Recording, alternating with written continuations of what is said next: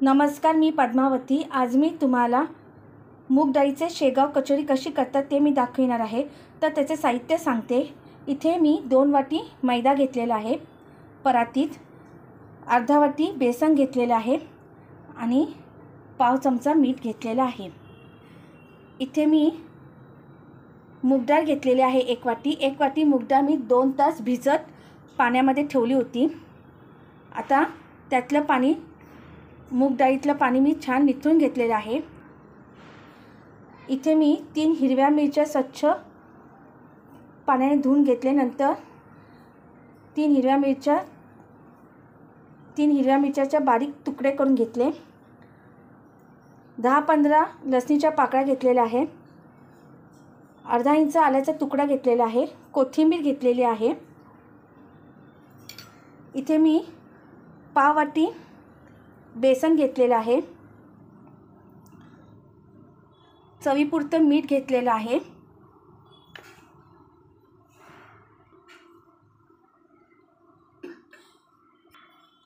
एक चमचा जिरं घेतलेलं आहे। 2 चमचे धने घेतलेले आहे। 1 चमचा बडीशेप घेतलेली आहे। 1 चमचा गरम मसाला घेतला आहे आणि पाव चमचा हळद पावडर घेतलेली आहे।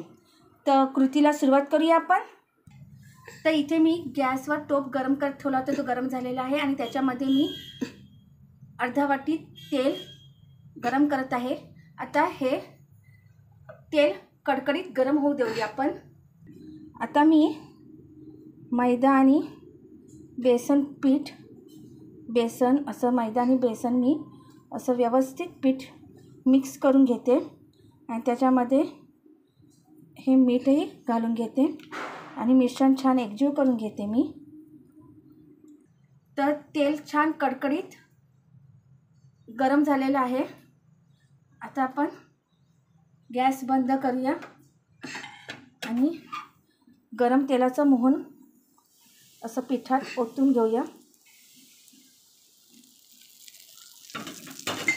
आता हे पलीकडे असं व्यवस्थित मिश्रण एकजीव करून घ्यायचं।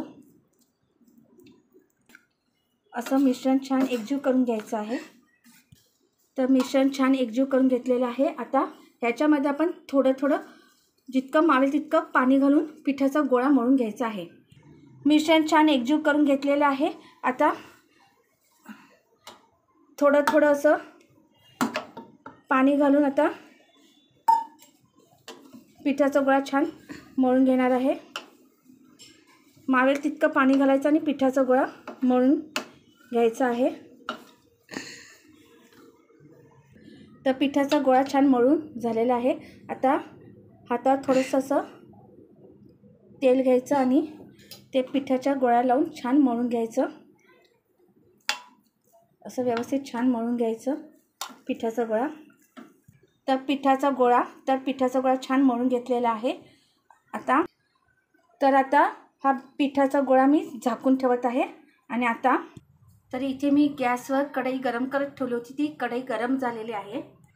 तर आता मी बडीशेप घालत आहे, धने घालत आहे, जिरं घालत आहे आणि छान असं भाजून घेणार आहे मी व्यवस्थित। तर छान भाजून झालेलं आहे। आता मी गॅस काढत आहे। आता हे भाजून घेतलेले जिन्नस जे आहेत ते मी एका प्लेटमध्ये काढून घेते, म्हणजे एका बाउलमध्ये काढून घेते मी। आता जे भाजून घेतलेले धने, जिरे, बडीशेप आता मी मिक्सरमधून वाटून घेत आहे। तर मिक्सरमधून मी धने, बडीशेप, जिरं वाटून घेतलेले आहे। आता एका बाउलमध्ये काढून घेते। तर मग इथे आता मिरची, लसूण, आलं आणि कोथिंबीर मिक्सरच्या भांड्यातून वाटून घेणार आहे। तर मिक्सरमधून असं छान चटणी वाटून घेतलेली आहे।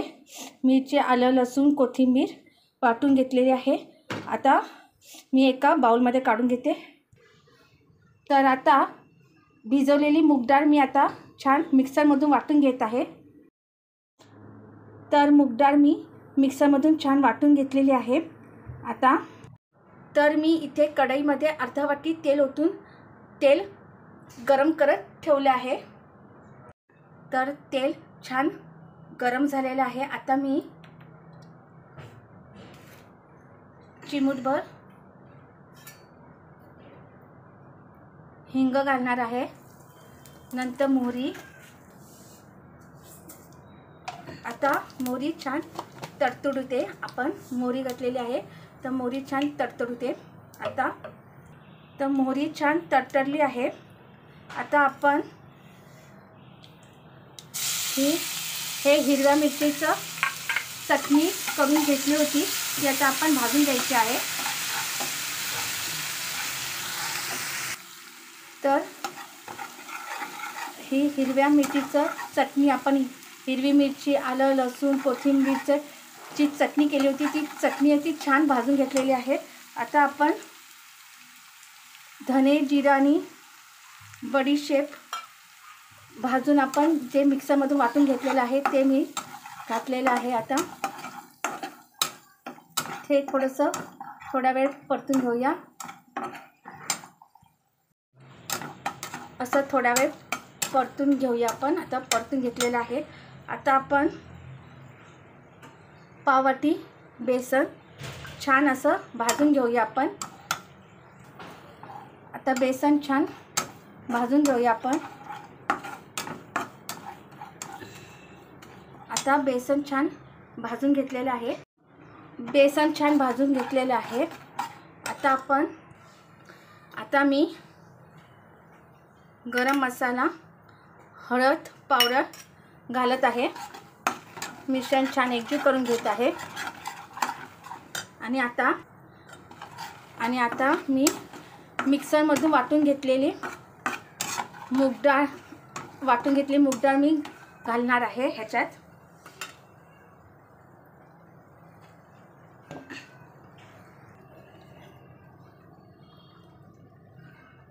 आणि छान परतून घेऊया आपण. आता छान परतून घेऊया आपण व्यवस्थित. तर मिश्रण छान असं एकजीव करून घेतलेलं आहे. आता ह्याच्यामध्ये आता मी अर्धा चमचा मीठ घालणार आहे. अर्धा चमचा मीठ घातलेलं आहे. आता मिश्रण छान एकजीव करून घेऊया आपण. तर मिश्रण छान एकजीव करून घेतलेले आहे. आता 10 मिनिटं असंच आपण ठेवायचं आहे. त्याच्यावर मी आता टाकली ठेवत आहे. 10 मिनिटं छान शिजू दे. तर 5 मिनिटं झालेली आहेत. आता मी बघत आहे ओपन करून. आता असं 5 मिनिटं तर परत सारखं असं परतत राहायचं. आपण छान भाजून घ्यायचं आहे. तर 5 मिनिट असं छान असं व्यवस्थित भाजून घेतलेलं आहे. असं परतून छान. आता ह्याच्यामध्ये मी 2 चमचे साखर घालत आहे. आणि छान आता मिश्रण एकजीव करून घेत आहे. आणि मग नंतर व्यवस्थित भाजून घ्यायचं. आणि मग नंतर चव बघायची, मीठ वगैरे सगळं व्यवस्थित पडलं आहे ना त्याची. तर मिश्रण एकजीव करून घेतलेलं आहे. आणि 5 मिनिटं अशी मी परतत होते. आणि चवही घेऊन बघितली मी, तर थोडंसं मीठ कमी आहे म्हणून मी पाव चमचा मीठ अजून घालत आहे. आणि आता मिश्रण छान एकजीव करून घेत आहे. तर बरोबर 15 मिनिटं असं छान असं मी गरम कढईमध्ये भाजून घेतलेलं आहे. आता मी गॅस काढत आहे. आता सारण थंड होऊ देऊया आपण. तर सारण थंड होऊ देऊया आपण. तर सारण थंड झालेलं आहे. आता एका प्लेटमध्ये काढून घेते मी. तर मी इथे गॅसवर कढई गरम करत ठेवली आहे. ती गरम होऊ दे तोपर्यंत इथे जे मी कणिक मळून घेतलेलं आहे त्या कणिकमध्ये मी आता सारण भरून घेणार आहे. तोपर्यंत कढई गरम झालेली आहे. आधी सर्वप्रथम तेल ओतत आहे. तर तेल गरम होण्याची वाट बघूया. तर आता हे बघा असं पातळ करून घ्यायचं. आणि ह्याच्यामध्ये आपण सारण भरून घेणार आहोत व्यवस्थित.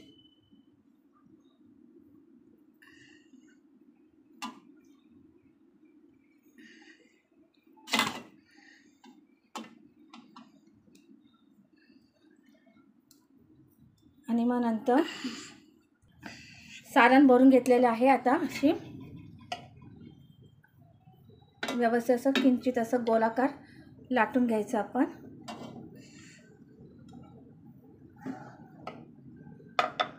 आता बाजूला ठेवूया आपण इथे. आता हे असं बाजूला ठेवत आहे. असं करून घेऊया आपण सगळे. असं पातळ करून घेऊया. आता परत हे बघा असं पातळ करून घेतलेलं आहे. आता आपण सारण भरून घेऊया यामध्ये.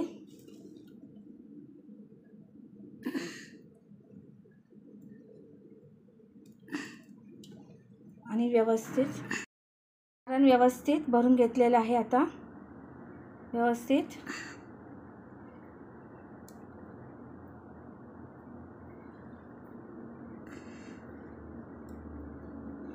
आता भरून घेतलेलं आहे. आता असं आपण लाटून घेऊया.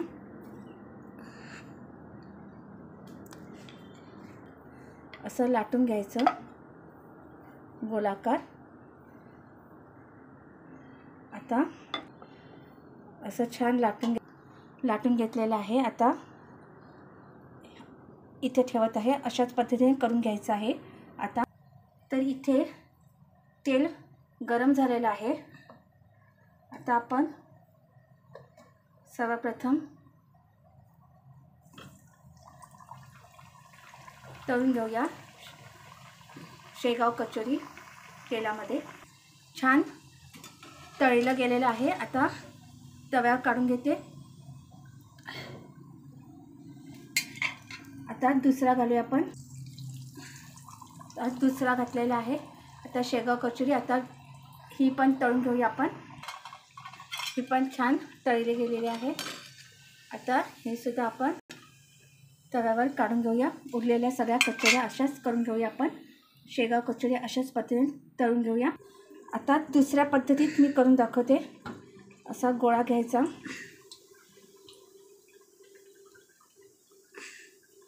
आणि असा लाटायचा.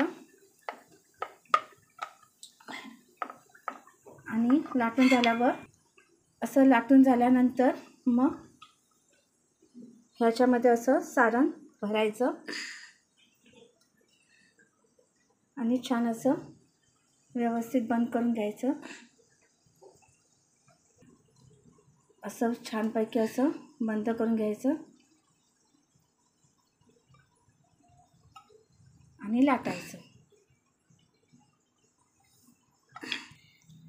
असं छान गोलाकार लाटून घ्यायचं.